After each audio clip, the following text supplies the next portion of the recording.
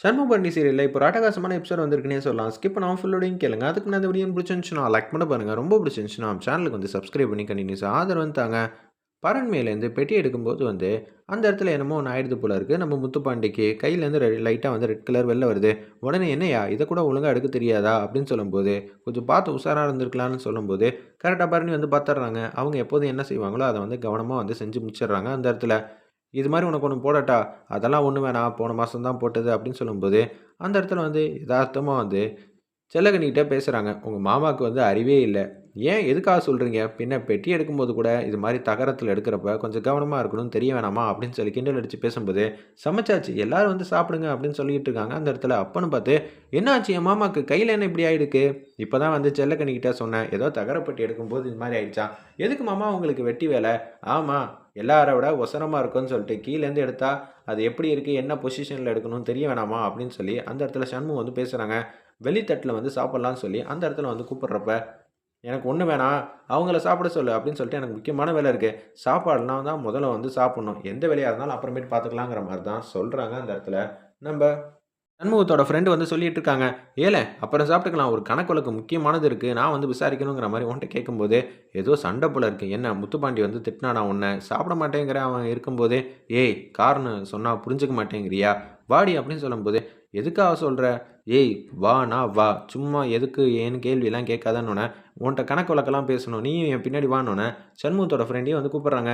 செல்லக்கனி வந்து சாப்பிடணும்னு சொல்லிட்டு அந்த இடத்துல வந்து, "எனக்கு தட்டுல சாப்பாடு போடு" அப்படின்னு சொல்லி கேட்கும்போது, உருளைக்கிழங்கு பொரியல் இதெல்லாம் வச்சிருக்காங்க போல இருக்கு. அதெல்லாம் தட்டுல போடும்போது, "செல்லக்கனி அப்புறமேட்டு சாப்பிட்டுக்கலாம் வாம்மா" அப்படின்னு சொல்லும்போது, "என்னண்ணா சொல்ற? வான்னு சொல்றேன்ல. ஏண்ணா யாரையுமே வந்து சாப்பிட விட மாட்டேங்கிற?" அப்படின்னு சொல்லி எசக்கி வந்து கேட்குறாங்க. உடனே வந்து செல்லக்கனி குடுகுடுன்னு வந்துடுறாங்க. எதுக்காக வந்து இது மாரி பண்றேன்னு கொஞ்சம் நேரம் கழிச்சு பாருன்னோனே, அந்த கதவு வாசல்லேருந்து எல்லாரும் வந்து கியூட்டா அழகா வந்து எட்டி பார்த்துக்கிட்டு இருக்காங்க. வேற லெவல்ல மாஸா இருந்துச்சுன்னே சொல்லலாம். "என்ன மாமா கையில வந்து காயமா இருக்கு. இப்படி நீங்க சாப்பிடுவீங்களா? நான் உங்களுக்கு ஊட்டி விட மாட்டேனா?" அப்படின்னு சொல்லும்போது, "ஓ! இதுக்காக தான் சண்முகம் வந்து இது மாரி முடிவு பண்ணியிருக்காப்லையா?" அப்படின்னு சொல்லி அருமையா வந்து யோசிச்சுட்டு இருக்காங்க அந்த இடத்துல. நம்ப முத்துப்பாண்டியிலேருந்து எல்லாரும், "எதுக்காக எல்லாரும் வந்து போறாங்க? நீங்க அவர திட்டுனீங்களா?" "நீ வேற, நான் எங்க திட்டுனேன்? அவரு தான் என்ன புடிச்சு வந்து திட்டிக்கிட்டு இருந்தாப்ல. நான் பதிலுக்கே பேசல. எதுக்காக தெரியுமா? எல்லாரும் வந்து விட்டுட்டு போனாங்க. சண்முகத்தோட திட்டம் தான். இதுல என்ன இருக்கு திட்டம் போட? அப்பதானே வந்து அவரு எல்லாரையும் கூட்டிட்டு போயிட்டு வந்தா, நீ வந்து நிம்மதியா எனக்கு சந்தோஷமா வந்து ஊட்டி விடுவ. அதுக்காக தான்." "ஓ! அதுக்காகயா? தேங்க்ஸ் அண்ணே" அப்படின்னு சொல்லி சந்தோஷமா வந்து நிம்மதியா வந்து ஊட்டி விட்டுக்கிட்டு இருக்காங்க. "பாத்தியா இவங்க 2 பேரும் எவ்வளோ ஒத்துமையா ஒருத்தர் ஒருத்தர் நல்லாவே புரிஞ்சுகிட்டு இருக்காங்க. இதுக்கு தான் நான் ரொம்ப நாளா ஆசைப்பட்டேங்கிற மாரி சண்முகம் வந்து யோசிச்சுட்டு இருக்காங்க. வீட்டுக்கு வந்துடுறாங்க. அப்பன்னு பார்த்து கையில வந்து இது மாரி இருக்கிறத வந்து கேட்டுறாங்க அந்த இடத்துல. சவுந்தரபாண்டி ஒரு ரியாக்ஷனுமே வந்து குடுக்கல. இவனுக்கு நல்லா தேவதாங்கிற மாரி தான் யோசிச்சுட்டு இருக்காங்க. அப்புறம் நான் தான் ஊட்டி விட்டேன் அப்படின்னு சொல்லும்போது, தண்ணியெல்லாம் எல்லாம் வந்து கீழ கொட்டிட்டு, அப்படியே அடிச்சு புரண்டுகிட்டு ஓடி வந்துகிட்டு இருக்காங்க. என்னது? இவனுக்கு ஊட்டி விட்டாளாம். மனைவி புருஷனுக்கு ஊட்டி விட்டாங்க. இது பெரிய விஷயமா? அப்படின்னு சொல்லும்போது, ஏய் ச்சே ச்சே ச்சே ச்சே! இதெல்லாம் வந்து நடு வீட்டுக்குள்ள வந்து உட்கார்ந்து சொல்லிக்கிட்டு, எனக்கு டோட்டலா வந்து சுத்தமா பிடிக்கவே இல்லன்னு சொல்லிட்டு குடுகுடுன்னு போறாங்க அந்த இடத்துல சவுந்தரபாண்டி. உங்க அப்பாவுக்கு உங்க 2 பேர பார்த்தா பொறாம இல்ல. அதனால தான் அப்படி பண்ணிட்டு இருக்காங்க. நீங்க வாங்க. ஏய் யூனிஃபார்ம்லாம் ரெடி பண்ணிட்டியா? இன்னைக்கு ஆஃபீஸுக்கு வந்து போணும். முக்கியமான வேலையெல்லாம் இருக்கு. வரத்துக்கு கொஞ்சம் தாமதமாகும். சரி மாமா, மத்தியானம் நானும் வந்துடுறேன். உங்களுக்கு சாப்பாடு ஊட்டி விடட்டா? போதும்டி. இதுவே மத்தியானம் 12 மணி ஆயிடுச்சு. போதும் போதும்ன்னு சொல்லிட்டு ரெடி ஆயிட்டு அப்படியே வந்து வேலைக்கு வந்து கிளம்பிட்டு இருக்காங்க. ஒரு பக்கம் வெங்கடேஷ் வந்து சிம்பாலிக்கா வந்து கஞ்சாடியா வந்து பேசிட்டு இருக்காங்க. ரத்னா கிட்ட. அப்பன்னு பார்த்து ஸ்கேல் வந்து கேட்டேன்ல, கொண்டு வரியா இல்லையான்னு சொல்லி செல்லக்கனி கிட்ட வந்து கேட்குறப்ப, பின்னாடி வந்து திரும்பி பார்க்குறாங்க. வெங்கடேஷும் நம்ம ரத்னாவும் கஞ்சாடியா வந்து பேசிட்டு இருக்கிறத கவனிச்சோனே, குடுகுடுன்னு வந்து ரூம்குள்ள வந்து வராங்க. நானே வந்து எடுத்துடுறேன். "அண்ணி அதான் ஸ்கேல் எடுத்தாச்சுல்ல போ வேண்டியது தானே?" "உனக்கு சொன்னா புரியாது. இங்கேயே வெயிட் பண்ணுனோனே." "அப்படி என்ன பேசுறாங்க?" ஒண்ணும் புரியலன்னோனே, மல்லிகைப்பூ வந்து வாங்கிட்டு வந்து குடுக்குறாங்க. "ஏங்க இந்த மாரி நேரத்தில நான்லாம் மல்லிகைப்பூலாம் வச்சுக்கவே மாட்டேன். எதுக்கு தேவையில்லாம வந்து மல்லிகைப்பூலாம் வாங்கிட்டு வந்து குடுக்குறீங்கன்னு" சொல்லி கன்னாபின்னான்னு திட்டுறாங்க. "ரத்னா என்னம்மா புருஷன் பூ வாங்கி குடுத்தா, வாங்கி தரலன்னு சொல்லி கவலைப்பட்டா பரவால்ல. வாங்கி தர்றப்ப ஏன் வாங்கி தரேன்னு சொன்னா, என்னத்த சொல்றது ஒண்ணும் புரியலையே." ரத்னா வந்து வெண்ணெய் வந்து கூடி வர நேரத்தில வந்து பானைய போட்டு உடைச்சுருவாளோ அப்படின்னு சொல்லி யோசிச்சுட்டு இருக்காங்க அந்த இடத்துல. நம்ம பரணி. அப்பன்னு பார்த்து ரத்னா எனக்கு வேணாம். எனக்கு தேவையே இல்ல. வாங்கி தரதா இருந்தா எல்லாருக்கும் வாங்கி தரணும். எனக்கு மட்டும் வாங்கி தந்தனா, நான் எப்படி வச்சுக்க முடியும்? இதில வேற லாஜிக் வேறயா?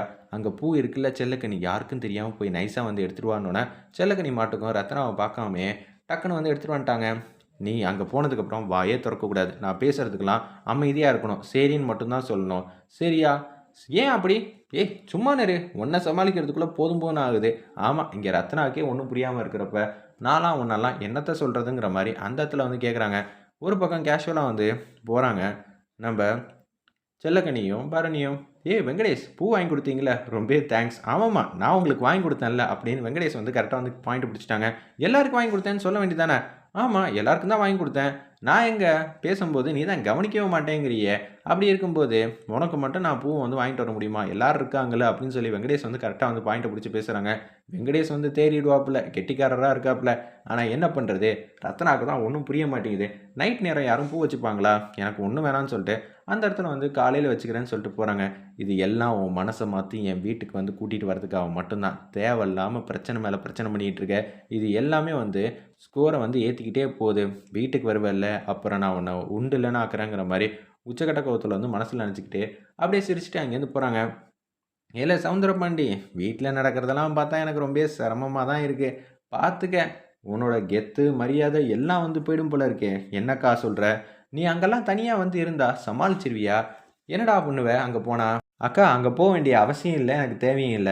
ஏன்னா, நான் அங்கேருந்து எஸ்கேப் ஆகுறதுக்கு என்னென்ன செய்யணுமோ, அதெல்லாம் முன்கூட்டியே வந்து திட்டமிடுதல்லேருந்து எல்லாம் தெளிவா வந்து பண்ணுவேன். அப்படி இருக்கும்போது என்ன மாட்டி விடுறதுக்குலாம் இங்க திறமைசாலிலாம் ஒருத்தன் பொறந்து தான் வரணுங்கிற மாரி சவுந்தரபாண்டி வந்து யோசிச்சுட்டு இருக்காங்க. அப்பன்னு பார்த்து உச்சக்கட்ட கோவத்துல வந்து, "என்னக்கா எதுவும் திட்டம் போடுறியா?" "ச்சே! நான் எதுக்கு திட்டம் போடப் போறேன். பார்த்துக்க, இப்ப ஆல்ரெடி வந்து இந்த வீட்ல உன்னை யாரும் மதிக்க மாட்டா. பாக்கியம் சொல்லவே வேணாம்.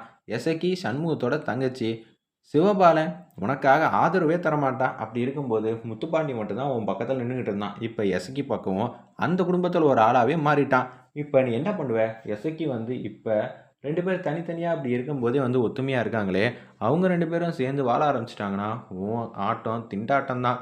பார்த்துக்க, இந்த வீட்ல உனக்கு மதிப்பு, மரியாதை எதுவுமே இருக்காது அப்படின்னு சொல்லும்போது, தண்ணி எடுத்துட்டு வந்து வேகமா வந்து வைக்கிறாங்க. நம்ம பாக்கியம்.